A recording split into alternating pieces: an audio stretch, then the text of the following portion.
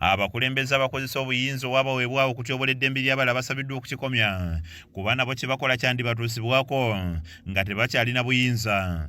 Obubaka buno buvudde wa ssentebe w'akakiiko akalwanirira eddembe ly'obuntu mu ggwanga aka Uganda Human Rights Commission ng'abutisse Kamisona Crispian Kahiru amukiikiridde ku mukolo ogw'okutongoza alipoota ekwata ku ddembe ly'obuntu mu disitulikiti y'e Wakiso n'okusingira ddala ku kizinga eky'ebussi.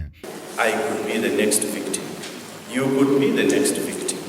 If we don't fight for the rights of the victims now, who will fight for all of us?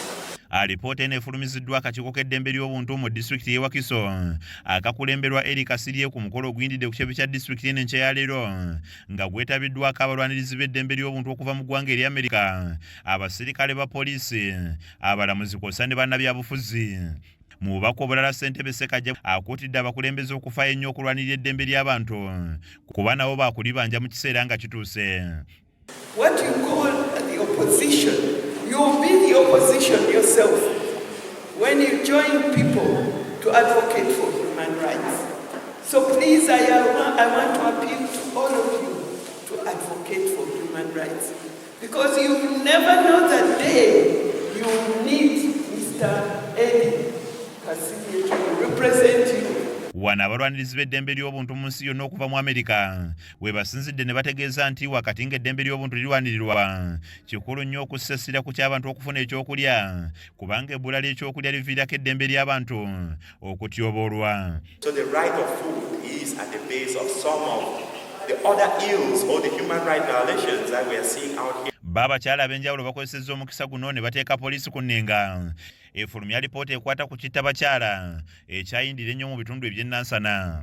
Wakiso again has just a number of women that have been killed, and majority of them being killed unknowingly, and the reports have not been seen.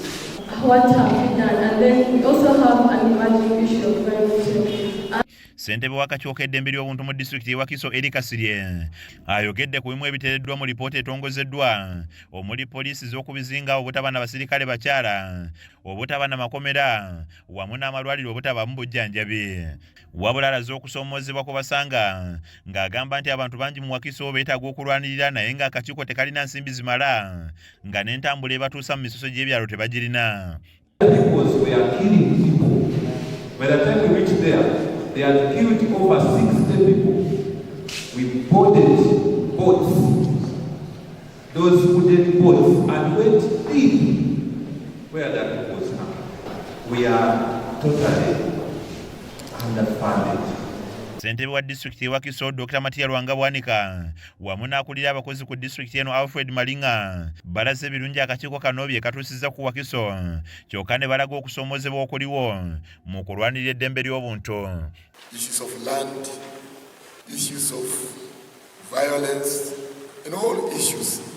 Kiringa bola abakuba ab'amawulire, ow'amawulire abaawa message si aba alagidde ekyo ekikola okubaawo kakati n'ababukiiko bw'eddembe ly'obuntu mu nsi yonna ne mu Uganda be basinga okubonaabona nga babatwala ng'abaaki ab'opposition oba abavuganya gavumenti.